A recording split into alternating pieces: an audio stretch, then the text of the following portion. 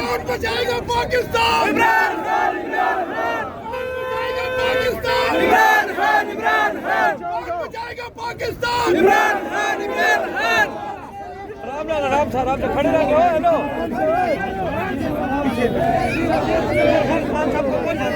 उमर भाई